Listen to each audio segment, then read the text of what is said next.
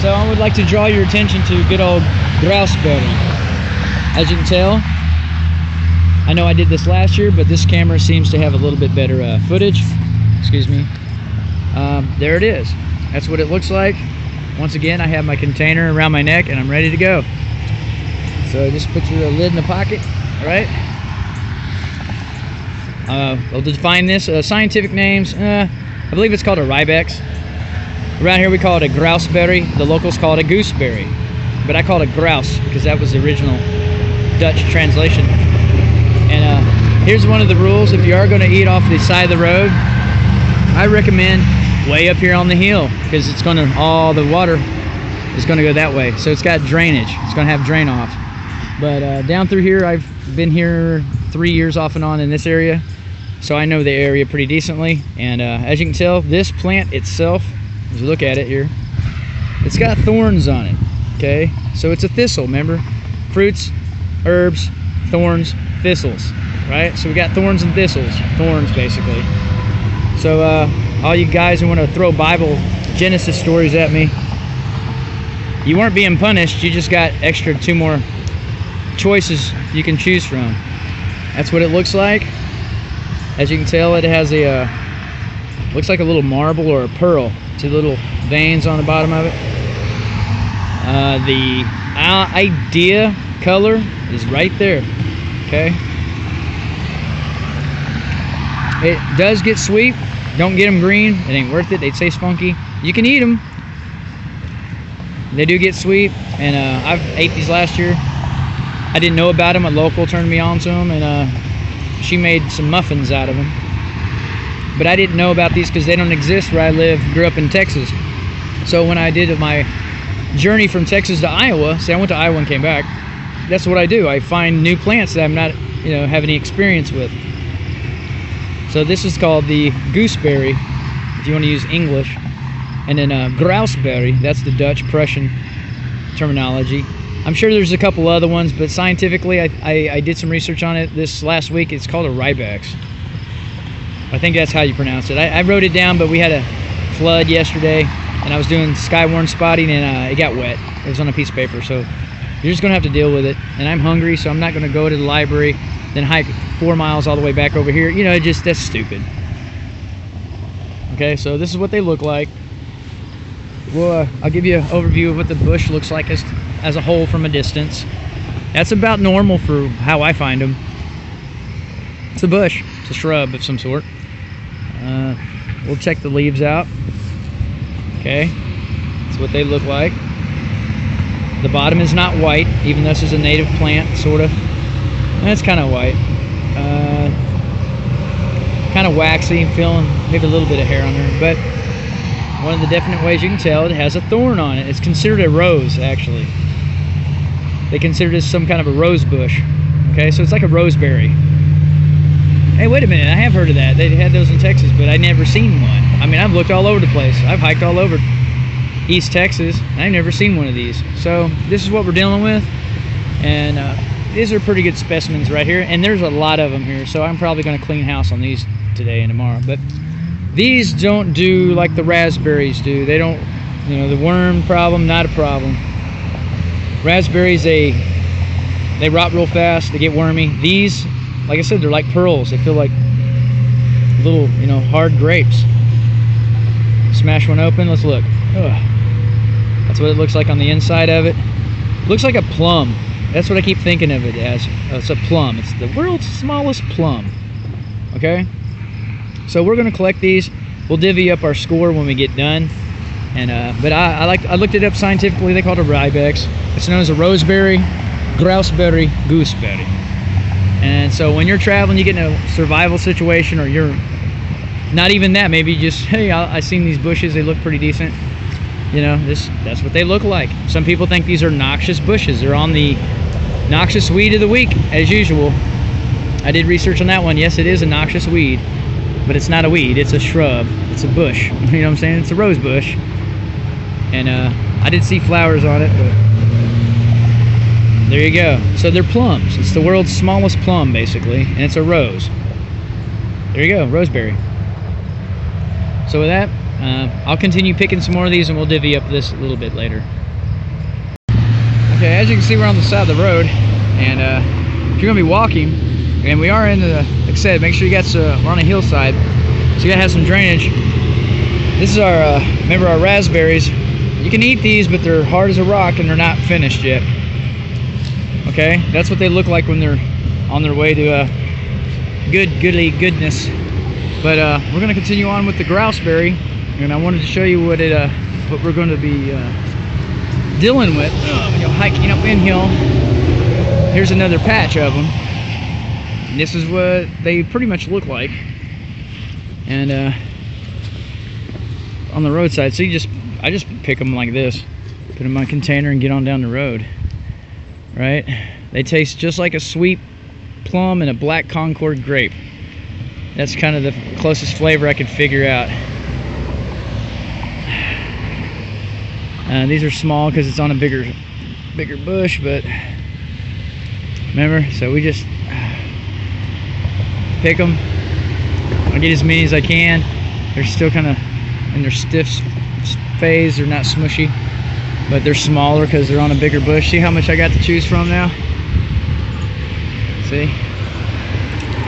If you cultivate these, you know, and give them a little space, they do pretty well. And they don't require much thought, really.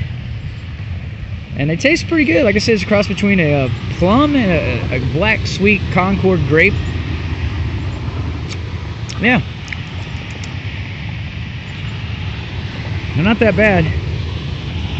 So, but if you're hiking like I do and you have to do long distance travel, and some places you'll be hiking on won't allow you to glean on the highway, especially through Arkansas.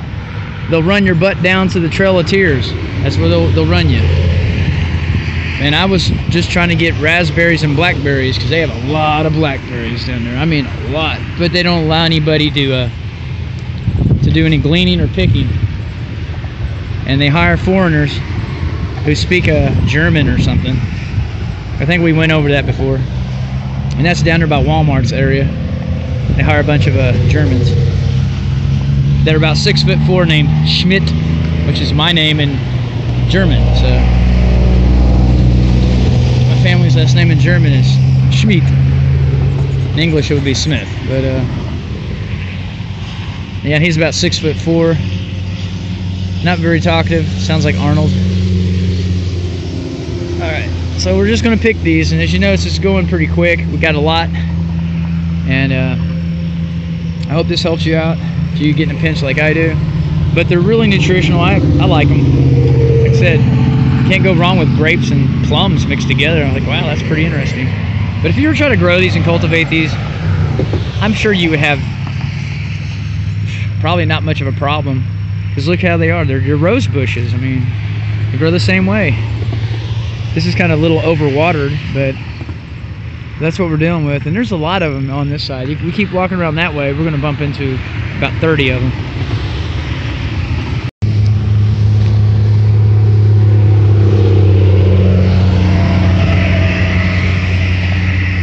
Ah, here we go. Jackpot. Dun da da.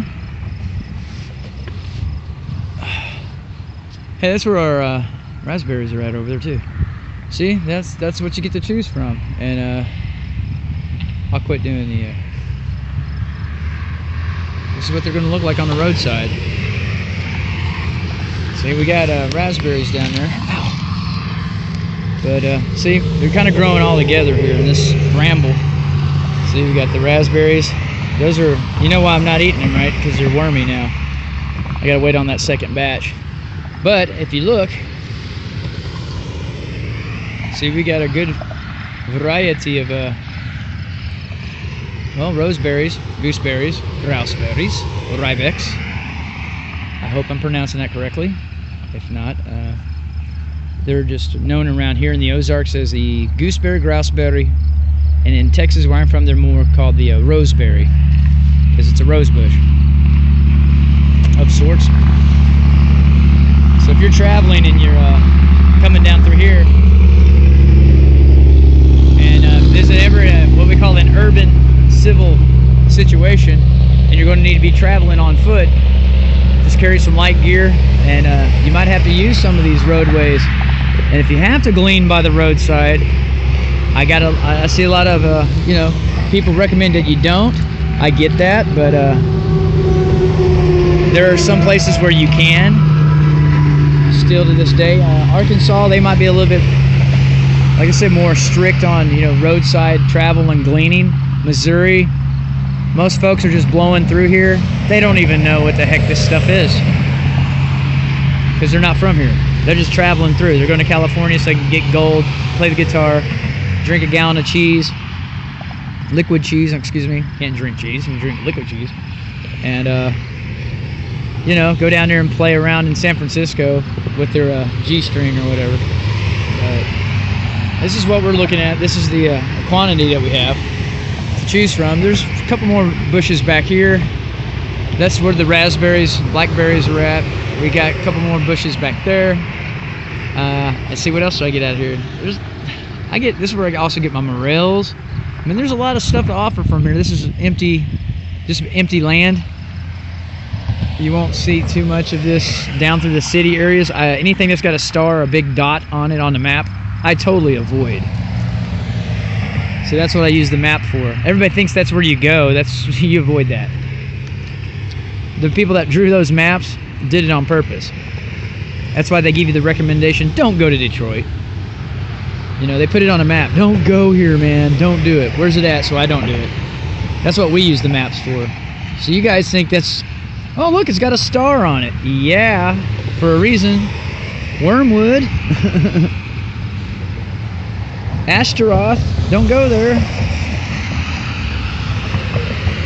But this is what we got to choose from. You can see we still got some raspberries still trying to bloom. They're not quite done over there too.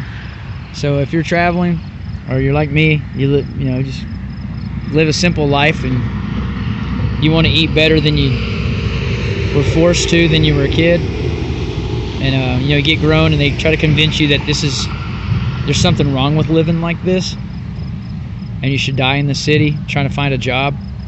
Don't believe it. The Roseberry, Grausberry, Gooseberry. This is what we're going after today, right here. Scientific name, Rybex. Culinary uses. Well, it tastes like a plum and a grape. Some of it tastes a little green and earthier. Some actually sweet and flavorful, but I would describe the flavor as a cross between a grape and a plum. It's a rosebush. One more time. It's got thorns. They're not thistles. These are just straight up thorns. See? Those are just straight up thorns. You'll get the point if you hit one. That's why you got to be courteous when you harvest from this bush. It's usually about this size. I've never seen them any bigger than the last two that we did. And let's see. Oh yeah, this is late June, fixing to be July. That's kind of what the environment looks like.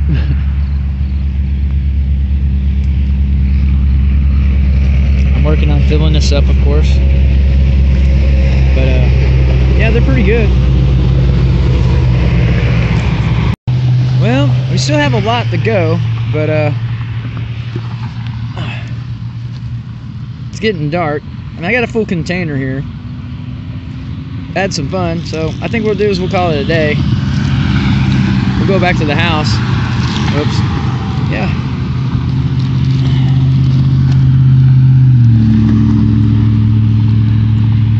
Yeah, that kind of look like cranberries. Kind of what it reminds me of. It doesn't taste like a cranberry. I mean, it can if you get them a little bit on the green side. Some of them do. Some of them taste... Well, we got a lot more we can... And I'm not even done. I can go over there on that side and get some too. So I still got a couple more containers I can pick. See, some of them are green too. So we got a lot of... We got a couple more days of access to this plant. So we're going to go to the house and divvy up before it gets dark.